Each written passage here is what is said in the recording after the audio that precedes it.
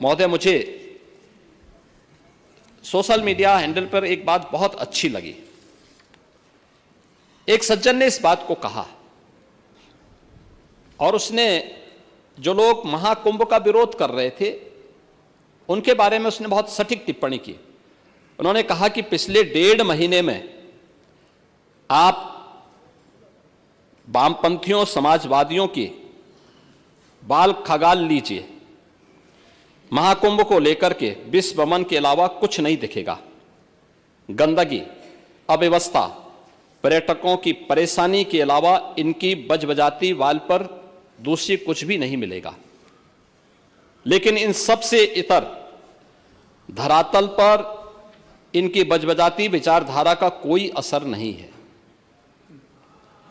हज के दौरान अव्यवस्था से होने वाली सैकड़ों मौतों पर चुप्पी साध जाने वाले भारत के वामपंथी सेकुलर स्कॉलर महाकुंभ की भव्यता पर उल्टी करते नजर आए हैं।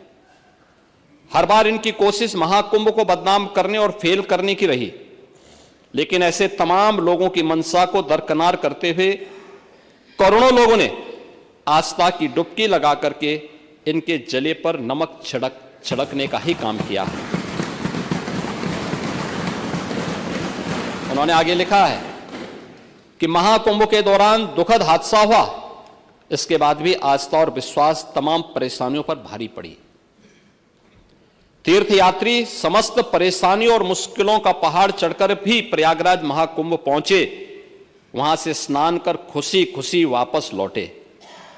रिश्तों के जटिल समीकरण का परिभाषा गढ़ता महाकुंभ अब समारोह की ओर है, लेकिन यहां से निकला संदेश हर सनातन के मन में अमिट छाप छोड़ गया है, जो वर्षों तक लोगों की बदकही और कहानियों में जीवंत रहेगा।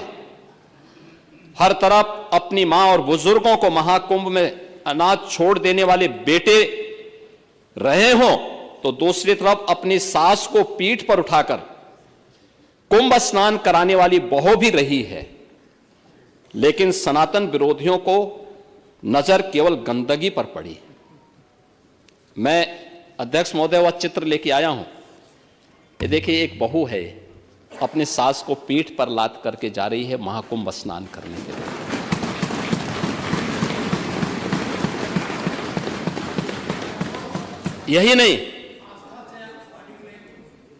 यही नहीं, आगे एक और बात कहते हैं।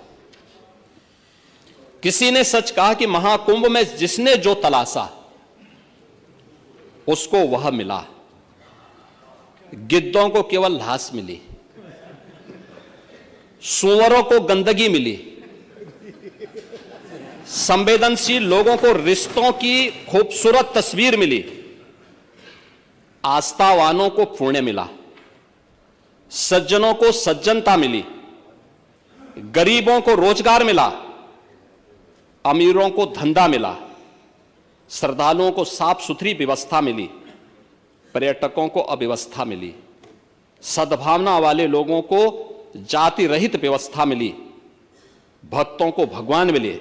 मतलब सबने अपने स्वभाव और चरित्र के अनुसार चीजों को देखा है। एक ही घाट पर सभी जाति वर्ग के तीर्थयात्री स्नानार्थी बिना किसी भेदभाव के नहाते रहे।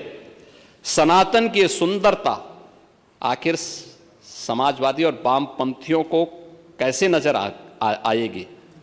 लेकिन इनके द्वारा लगातार किए जाने वाले प्रश्न इनकी नियत को ही संदेह के दायरे में खड़ी करती है। महोदय, ये टिप्पणी अचानक नहीं है। ये टिप्पणी भारत की टिप्पणी है, भारत की भावनाओं की टिप्पणी है। और जो स्वयं कुछ कर नहीं सकते थे, जिन लोगों ने अपने समय में इस पूरे आयोजन को अव्यवस्था और भ्रष्टाचार का शिकार बनाया था, आज वे महाकुंभ पर इस प्रकार की टिप्पणी करके भारत की भावनाओं के साथ ही खिलवाड़ करने का काम कर रहे हैं। और मैं तो केवल इस बारे में एक बात कहना चाहूंगा कि महाकुंभ ने पूरी दुनिया को भारत की सनातन एकता का संदेश देकर के एक भारत श्रेष्ठ भारत के प्रधानमंत्री मोदी जी के विजन को ही चरितार्थ करके दिखा दिया है कि विश्वास है तो पूरा भारत अपना सहयोग देने के लिए उतनी ही तत्परता के साथ खड़ा है जो महाकुंभ में दर्शन होता हुआ दिखाई दे रहा है।